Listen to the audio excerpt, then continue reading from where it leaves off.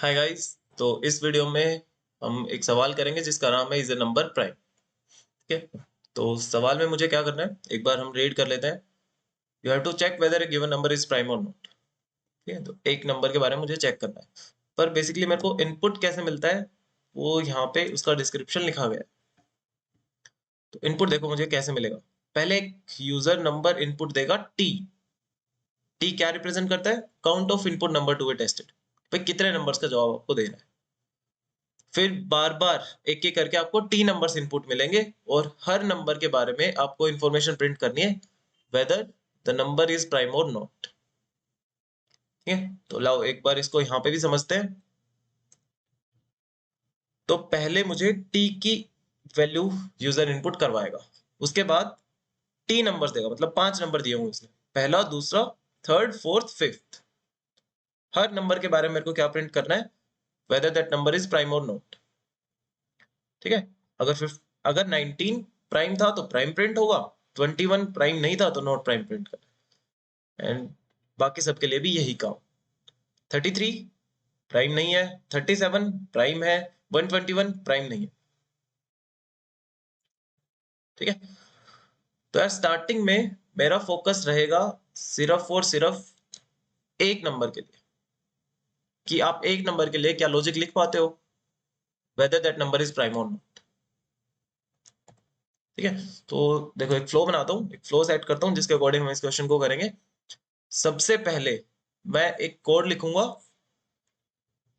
वो कोड क्या करेगा? Code for checking weather number is prime और नॉट। ठीक है। तो इस चीज का कोड लिखना चाहता हूँ।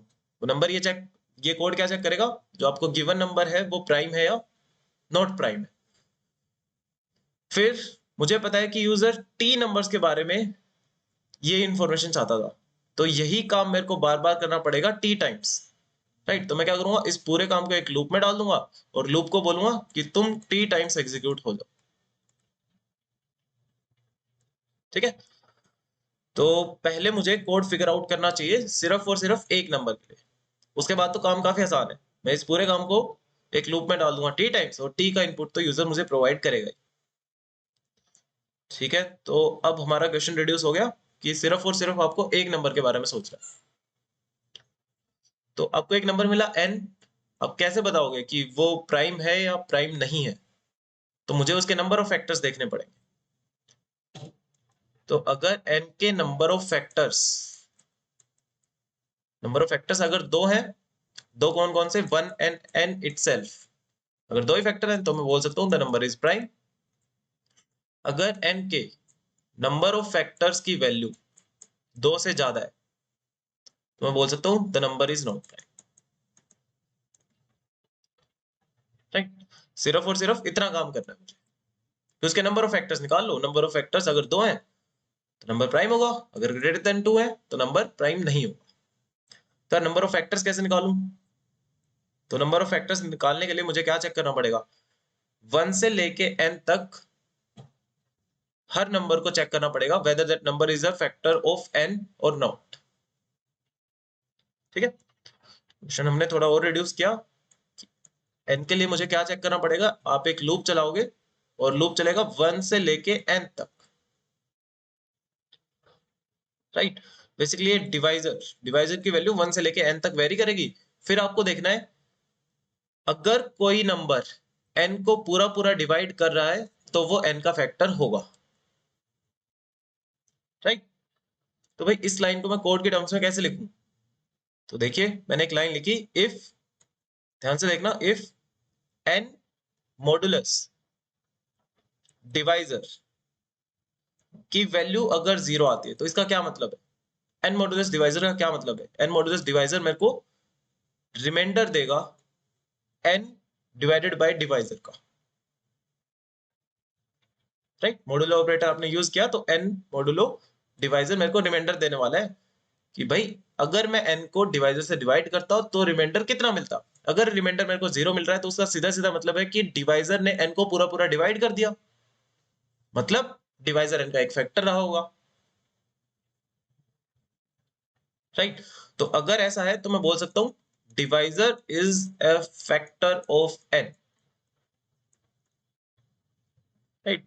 सिर्फ इतनी कंडीशंस, ठीक है। और यही काम बेसिकली मेरे को 1 से लेके n तक चेक करना पड़ेगा हर नंबर के लिए, whether that number is a factor of n और नॉट। फाइनली हर नंबर से चेक करने के बाद मैं फैक्टर्स की वैल्यू देखूंगा कि भाई कितने फैक्टर्स निकल के आए इसके। अगर इसके फैक्टर्स 2 हैं, मतलब आपको 2 ही नंबर ऐसे मिले 1 से लेके n तक जो n को पूरा पूरा डिवाइड कर रहे थे, तो n प्राइम होगा, otherwise n will be not prime. लाइए इसे कोड करते हैं, ठीक है। अभी यार इस कोड को भूल जाओ, मैं इसको हटा ही देता हूँ, राइट। सबसे पहले मैंने वेरिएबल बनाया t, सी इन, और मैं t का बेसिकली इनपुट लेना चाहता हूँ, t का नहीं n का ही लूंगा, ठीक है। एक नंबर n का मैं इनपुट लेना चाहता हूँ, ठीक है जी। अब मुझे क्या करना है, एक फैक्टर्स नाम की वैल्यू चाहिए। फैक्टर्स नाम का वेरिएबल लिया, उसकी वैल्यू इनिशियलाइज कर दी मैंने 0 से। 1 से लेके n तक लूप लगाऊंगा और उसके फैक्टर्स निकालना चाहता हूँ। डिवाइजर की वैल्यू 1 से वेरी करेगी, less than equals to n, and divisor plus plus, ठीक है।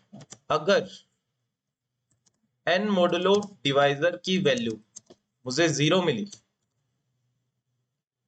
ठीक है, अगर n मोडुलो डिवाइजर की वैल्यू मुझे 0 मिली, तो मैं फैक्टर्स की वैल्यू को 1 से इंक्रीज करना चाहता हूँ। Factors will be equals two factors plus 1, right. फिर सारे नंबर से चेक करने के बाद, 1 से लेके n तक सारे नंबर से चेक करने के बाद, फाइनली लूप से बाहर आने के बाद आप देखोगे कि मेरे फैक्टर्स की वैल्यू कितनी हो चुकी है। अगर फैक्टर्स की वैल्यू 2 हुई है, मतलब आपको 1 से लेके n तक 2 फैक्टर मिले, तो मैं बोलूंगा see out the number is prime. अगर फैक्टर्स की वैल्यू 2 से ज्यादा है, मैं प्रिंट करा दूंगा नॉट प्राइम, ठीक है। ये हमने लॉजिक लिखा है सिर्फ और सिर्फ एक नंबर के लिए। तो लाओ एक नंबर के लिए टेस्ट करना चाहता हूँ। 19 इनपुट दिया, इसको चला के देखते हैं। तो 19 इज प्राइम, तो प्राइम प्रिंट कर रहा है ये। और मैं इसको 21 इनपुट देता हूँ, तो मेरा आंसर आना चाहिए नॉट प्राइम, राइट। तो दिस इज वर्किंग फाइन। अब मुझे क्या करना था, ये काम बार बार करना था और 3 टाइम्स करना था। तो मैं क्या करूंगा, इस पूरे काम को एक लूप में डाल दूंगा और उस लूप को टी टाइम्स चलाऊंगा। तो यार मैंने एक लूप चलाया, i इक्वल्स टू 1 से लेके t तक, t टाइम्स ये लूप चलेगा। और इस पूरे काम को यहां से कट किया और लूप में डाल दिया, ठीक है। इंडेंटेशन मेंटेन कर लेता हूं मैं,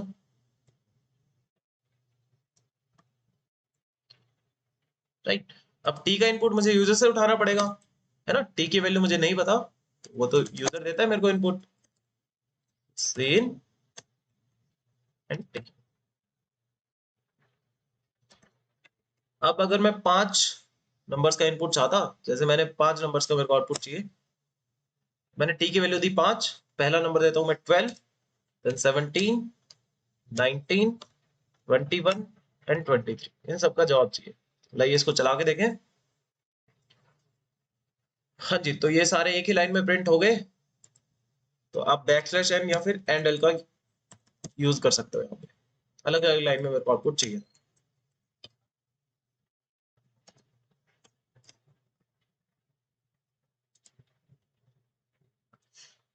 ठीक है। सो 12 के लिए आंसर आया not prime, 17 is a prime number तो प्राइम प्रिंट हुआ, 19 is a prime number prime print हुआ, 21 is not prime and 23 is prime. Code बिल्कुल सही चल रहा है। लो डिफॉल्ट टेस्ट केस के अगेंस्ट चला के देखें।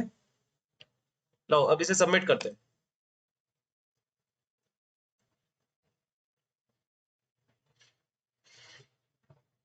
सबमिट किया और स्टेटस मुझे मिला टाइम लिमिट एक्सीडेड, मतलब जितना टाइम इस प्रोग्राम को लगना चाहिए था रन होने में, उससे कहीं ज्यादा टाइम लग गया, ठीक है।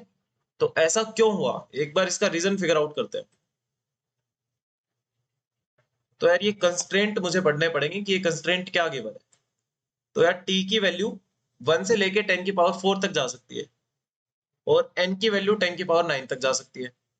ठीक है, एक बार इन कंस्ट्रेंट की हेल्प से मुझे देखना चाहिए कि ये टाइम लिमिट एक्सीडेड क्यों आ। t का कंस्ट्रेंट गिवन था एट मैक्स इसकी वैल्यू हो सकती है 10 की पावर 4। n के ऊपर कंस्ट्रेंट गिवन है कि इसकी वैल्यू एट मैक्स हो सकती है 10 की पावर 9। राइट, तो यार 10 की पावर 9 ऑपरेशंस ना, 10 की पावर 9 ऑपरेशंस 1 सेकंड में हो जाते हैं। ठीक है, तो अगर आप इससे ज्यादा ऑपरेशन परफॉर्म कर रहे हो तो टाइम ज्यादा लगेगा। जनरली जो आपको टाइम मिलता है वो 1 या 2 सेकंड का ही मिलता है। तो अगर आप इससे ज्यादा ऑपरेशन परफॉर्म कर रहे हो तो स्टेटस मिलेगा आपको टीएलई। ठीक है, तो एक बार मैं फिगर आउट करना चाहता हूँ कि अपने कोड के अंदर मैं कितने ऑपरेशन परफॉर्म कर रहा हूँ। उसके लिए मुझे यहाँ पे कोड लेके आना पड़ेगा अपना एडिटर, और यहाँ से उठाता हूँ मैं अपना कोड।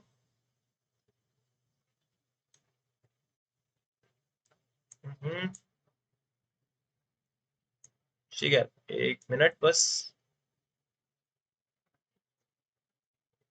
ठीक है, तो ये रहा हमारा कोड। तो देखो आउटर लूप बेसिकली चलता है 1 से लेके टी तक, मतलब टी टाइम से लूप चलेगा। और टी की मैक्सिमम वैल्यू 10 की पावर 4 गिवन है, तो ये एट मैक्स 10 की पावर 4 टाइम्स चल सकता है। ठीक है, फिर मैं इस इनर लूप को देखना चाहता हूँ कि इनर लूप्स कितने टाइम चलेगा। तो यार ये इनर लूप आपने चला रखा है 1 से लेके n तक। राइट, हर i की वैल्यू के लिए ये n टाइम से लूप चलेगा। ठीक है, दोबारा सुनो मेरी बात। हर i की वैल्यू के लिए ये inner loop basically n times चलने वाला है, और i की वैल्यू 1 से लेके t तक वेरी कर रही है, तो बेसिकली ये t टाइम्स चलेगा। ठीक है, तो i की वैल्यू 1 के लिए n टाइम्स, 2 के लिए n टाइम्स, 3 के लिए n टाइम्स, और ऐसा ऐसा ऐसा चलता रहेगा 10 की पावर 4। जब i की वैल्यू 10 की पावर 4 हो जाएगी तो उसके लिए भी n टाइम्स। ठीक है, तो बेसिकली आप कितने ऑपरेशंस कर रहे हो, इन सबको ऐड कर दो, n plus n plus n plus n 10 raise to power 4 times. तो यहां से वैल्यू मेरे पास निकल के आएगी 10 raise to power 4 into n। Right, तो 10 रेज टू पावर 4 तो मैंने t की मैक्सिमम वैल्यू मानी थी। n की मैक्सिमम वैल्यू कितनी गिवन है, 10 की पावर 9।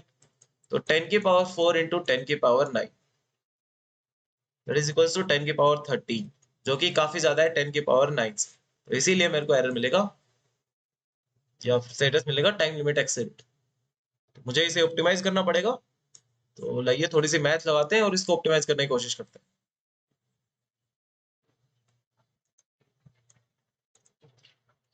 ठीक है, तो यार थोड़ी सी ऑब्जर्वेशन चाहिए होगी, वहां से मैं अपना मैथ्स निकाल पाऊँ। 24 और 36, बेसिकली इन दो नंबर्स के मैं फैक्टर्स लिख के देखना चाहता हूँ कि इनके फैक्टर्स कौन कौन से होते हैं। 24 के फैक्टर्स 1 2 3 4 5 नहीं होता, 6 7 8, 8 के बाद 12 एंड 24। सही, 36 के फैक्टर्स लिखता हूँ। 36 के फैक्टर्स होंगे 1 2 3 4 5 नहीं होगा, 6 7 8 9 के बाद 12 18 एंड 36। राइट, अच्छा यार, प्राइम फैक्टर्स चेक करने के लिए मैं जो चेक कर रहा था वो फैक्टर्स देख रहा था कि फैक्टर्स की वैल्यू कितनी आती है। अगर फैक्टर्स की वैल्यू 2 आती है तो वो प्राइम होगा। मतलब फैक्टर्स की वैल्यू 2 का मतलब है कि वो दो फैक्टर्स 1 और n ही रहे होंगे। ठीक है, मतलब हर नंबर 1 और n से तो हमेशा डिविजिबल होता है। तो मेरे को ये दोनों तो चेक करने की जरूरत है नहीं। तो जो आपने लूप चलाया था 1 से लेके n तक, तो मैं उस लूप को मॉडिफाई कर सकता हूँ। आपने ये लूप चलाया था फॉर i 1 से लेके n तक। अब इस लूप को मैं थोड़ा सा मॉडिफिकेशन ला सकता हूँ कि 2 से लेके n तक चला दूं। ठीक है, because the number is always divisible by 1 and itself. पर इससे कुछ खास ऑप्टिमाइजेशन नहीं आएगी। राइट, तो 1 और n से तो 1 और n को मैं अभी के लिए फैक्टर कंसिडर नहीं कर रहा, क्योंकि ये तो हमेशा ही होते हैं। ठीक है, बाकी के सारे फैक्टर्स लिख लिए मैंने। अब यहाँ पे मैं आपको एक स्टेटमेंट देता हूँ कि आपको हर फैक्टर F1 के लिए एक दूसरा फैक्टर F2 ऐसा पक्का से मिल जाएगा such that F1 into F2 will be equals to n। ठीक है, चेक कर लो हर वैल्यू के लिए।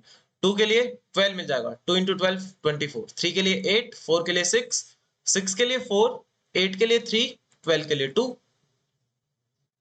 ठीक है, तो हर फैक्टर 1 के कॉरस्पॉन्डिंग आपको फैक्टर 2 ऐसा पक्का सा मिलेगा such that factor 1 into factor 2 will be equals to n। ठीक है, अब इनकी वैल्यूज देखते हैं कि इनकी वैल्यू कहां से कहां तक वेरी कर सकती है। राइट, तो क्या मैं ऐसा बोल सकता हूं कि फैक्टर 1 और फैक्टर 2 की वैल्यू साइमल्टेनियसली रूट n से बड़ी नहीं हो सकती।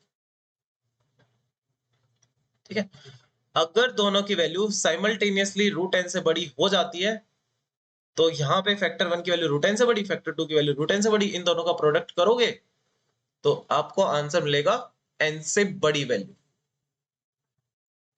राइट, n के इक्वल नहीं मिलेगा। अगर n के इक्वल आंसर चाहिए तो दोनों की वैल्यू साइमल्टेनियसली रूट n से बड़ी नहीं हो सकती।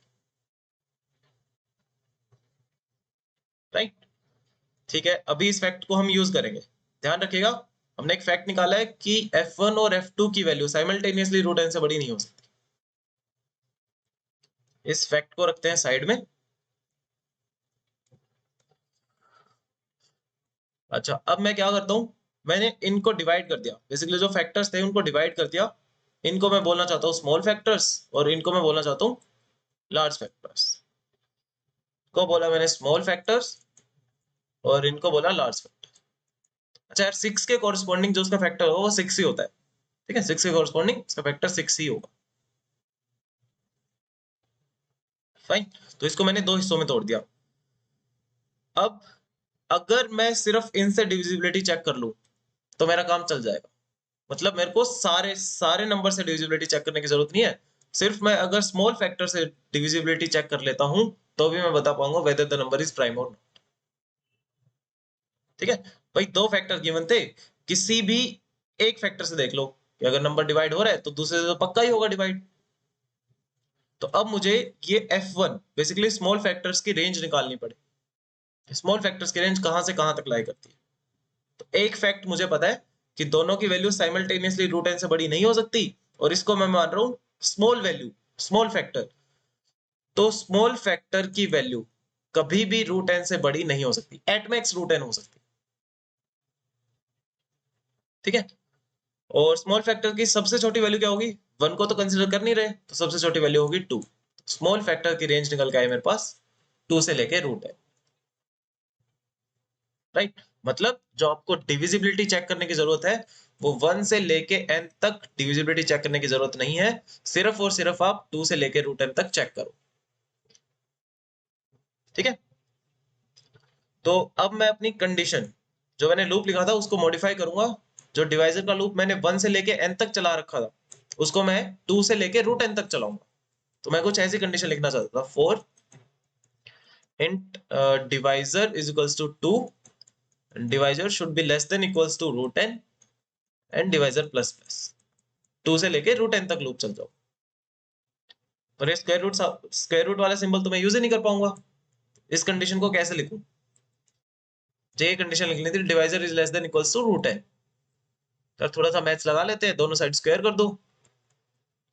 Divisor square will be less than equals to n। अब डिवाइजर स्क्वायर को मैं लिख सकता हूँ divisor into divisor less than equals to n। तो ये कंडीशन मेरे को यहाँ पे लिखनी पड़ेगी। राइट, तो सही है, इस कंडीशन को जाके कोड करते हैं। आपको 1 से लेके n तक लूप लगाने की जरूरत नहीं है, आपको लूप लगाने की जरूरत है 2 से लेके रूट n तक। ठीक है, तो 2 से लेके divisor into divisor should be less than equals to n। अच्छा, एक छोटी सी ट्रिक और लगाएंगे। देखो, अगर 2 से लेके रूट n तक आपको एक भी नंबर ऐसा मिल जाता है जो n को पूरा पूरा डिवाइड कर रहा है, मतलब 2 से लेके रूट n तक अगर एक भी n का फैक्टर एग्जिस्ट करता है तो मैं उसी टाइम पे बोल सकता हूँ the number is not prime. ठीक है, आगे लूप चलाने की जरूरत नहीं है। एक भी नंबर ऐसा मिला जो n का फैक्टर है, वहीं पे लूप को ब्रेक कर दो, तो उसके लिए हम कीवर्ड यूज करेंगे ब्रेक। राइट, तो यार देखो ब्रेक करता क्या है, किसी भी लूप में आपने एक स्टेटमेंट या एक कीवर्ड लिख रखा था ब्रेक, जब भी ये स्टेटमेंट इनकाउंटर होगी आप तुरंत इस लूप से बाहर आ जाओ। राइट, तो देखो इसका यूज मैं कैसे करूंगा। अगर आपको एक भी नंबर, एक भी डिवाइजर ने n को पूरा पूरा डिवाइड कर दिया, तो फैक्टर्स की वैल्यू मैंने बढ़ाई और यहीं पे कर दिया ब्रेक, कि इससे आगे चेक करने की जरूरत नहीं है, लूप से बाहर आ जाए। बाहर आके मैं देख लूंगा, अगर फैक्टर्स की वैल्यू 1 है, सॉरी अगर फैक्टर्स की वैल्यू 0 है, तो number will be prime, otherwise the number will be not.